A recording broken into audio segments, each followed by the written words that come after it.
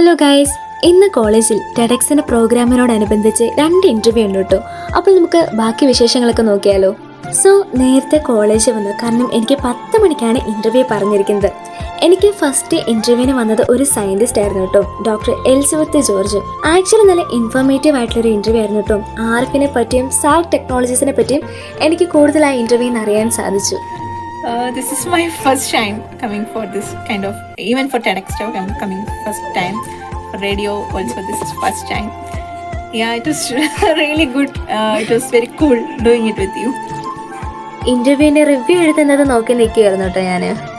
അങ്ങനെ first interview കഴിഞ്ഞിട്ട് അടുത്ത ഇൻ്റർവ്യൂവിന് വേണ്ടിയിട്ട് വെയിറ്റ് ചെയ്തിരിക്കുകയാണ് കേട്ടോ. എൻ്റെ ക്യാമറമാൻ അസ്യൂസും കൂടെയുണ്ട് കേട്ടോ. ആൻഡ് ആക്ച്വലി ആ ഒരു ഇൻ്റർവ്യൂ എടുക്കാൻ പോകുന്ന ആൾക്ക് വേണ്ടി ഞാനിങ്ങനെ വെയിറ്റ് ചെയ്തിരിക്കുകയാണ്. ഞാൻ ആഗ്രഹിച്ചൊരു വ്യക്തിയാണ് കേട്ടോ വരാൻ പോകുന്നത്. ഞാൻ ഒരാളെയാണ് പ്രതീക്ഷിച്ചത്, പക്ഷേ സർപ്രൈസ് ആയിട്ട് 2 ആൾക്കാരാണ് വന്നിരിക്കുന്നത്.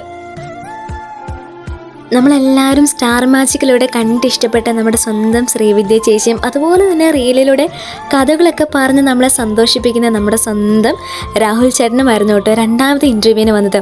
ആദ്യം ചേട്ടൻ മാത്രമുള്ളൂ എന്നാണ് പറഞ്ഞിരുന്നത്, പക്ഷെ സർപ്രൈസ് ആയിട്ടാണ് ചേച്ചിയും വന്നത്.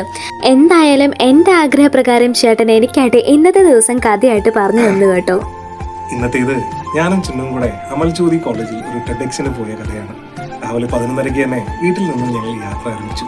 വഴിയേരിയിലെ മഴയും ചെറിയ ചായയും തണുത്ത കാറ്റും ഒക്കെ ആസ്വദിച്ച് ഞങ്ങൾ 2 മണിയോടുകൂടി അമൽജ്യോതിയിലെത്തി.